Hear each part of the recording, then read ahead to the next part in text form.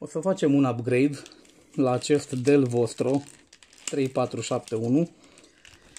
Upgrade-ul va consta într-o extensie a memoriei RAM și atașarea unui SSD de ultimă generație pe M2.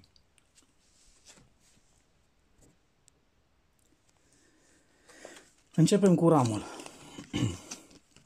Scoatem plăcuța.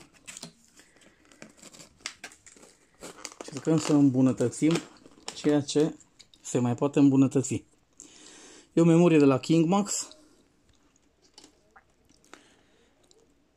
Filmează aici mai aproape, Dragoș, să se vadă modulele. Deci avem un modul, o să atașăm un al doilea modul de memorie.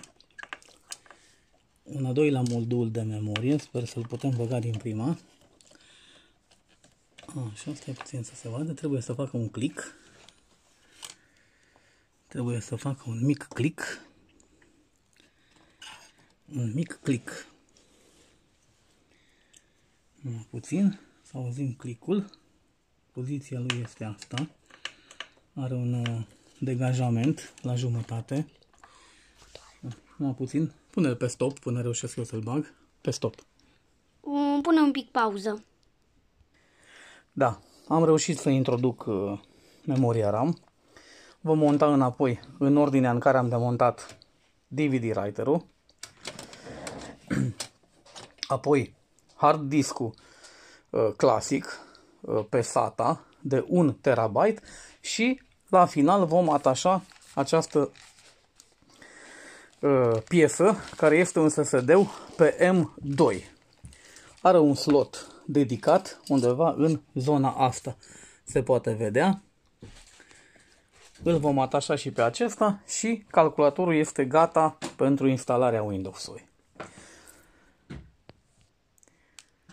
Acesta este SSD-ul.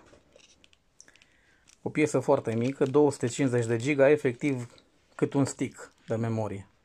Îl desfacem și îl vom monta în slotul dedicat de pe placa de bază. Doar 1,5 mm grosime. E o piesă foarte, foarte finuță. Foarte fină. De la HP. L-am introdus în slot.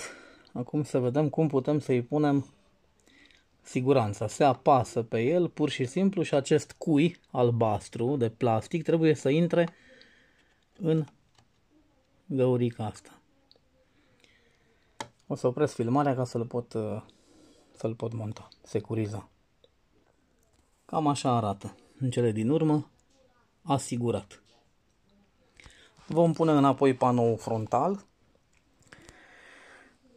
și vom încerca să instalăm Windows, el având acum o versiune de Linux.